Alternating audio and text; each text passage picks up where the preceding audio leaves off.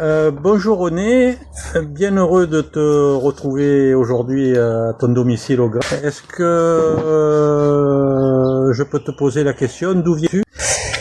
Je suis natif de Valréas, mais je suis très vite venu vivre en Avignon. Ouais.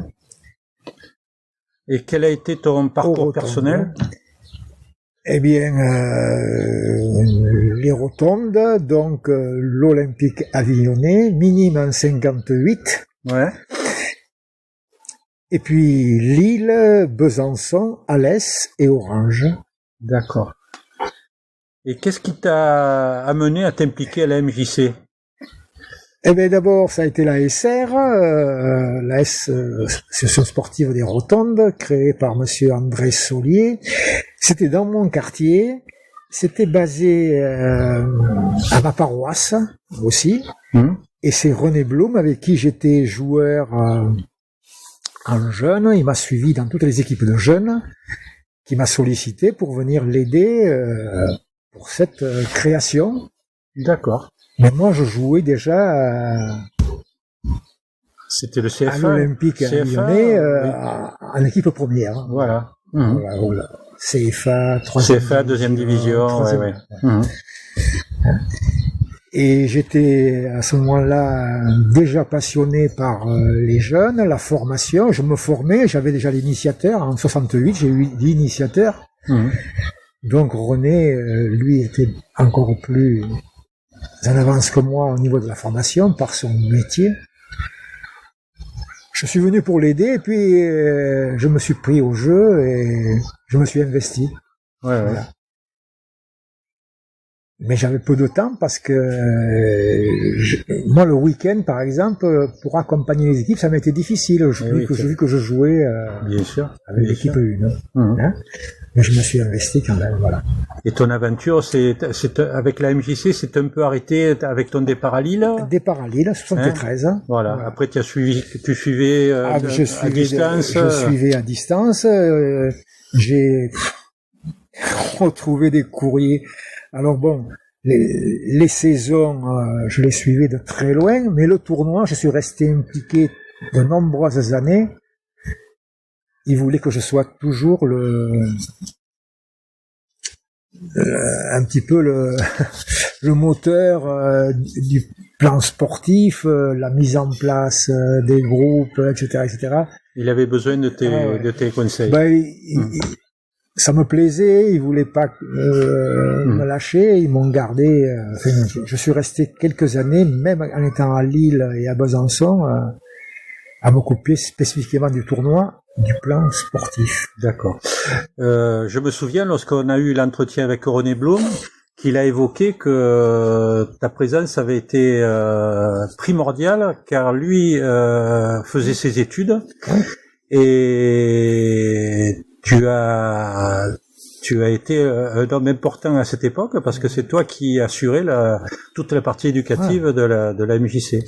Donc au départ, comme je te l'ai dit, ça a été par amitié. Notre amitié et le fait qu'on ait vécu ensemble dans le même quartier.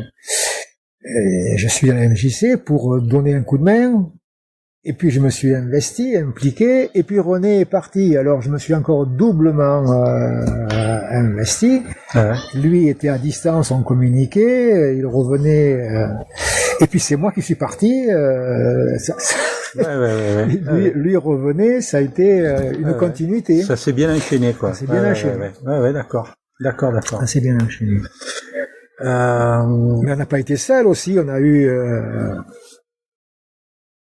très rapidement de l'aide et on a impliqué les anciens, c'est les jeunes qui avaient pratiqué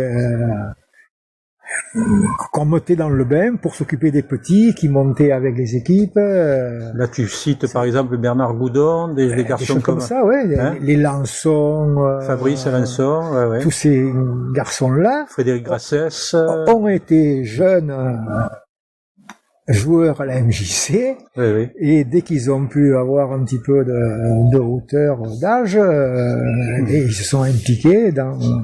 Et comment tu expliques qu'il y a eu cette osmose, cet esprit un peu familial qui s'est créé dans cette MJC? Ben, parce que ce n'était qu'un club de jeunes. Le seul exemple qui existait à l'époque, c'était Gavigal de Nice. Et la particularité et la volonté au départ, Monsieur André Soulier voulait simplement animer le quartier, lever les gosses de la rue.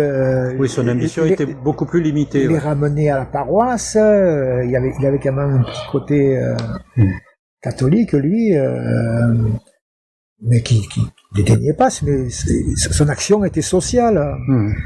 Et moi aussi d'ailleurs, c'était social éducatif, puis tellement que on a eu cette chance d'avoir Marc Solier, Michel Mouret qui nous ont amenés vers des résultats. Alors oui, très rapidement. Ouais. Ça créait un enthousiasme, une ambition, un pourquoi pas. Alors, ce que l'on a pu noter, c'est qu'a priori la MJC disposait d'une section football, mais qui était un peu en léthargie.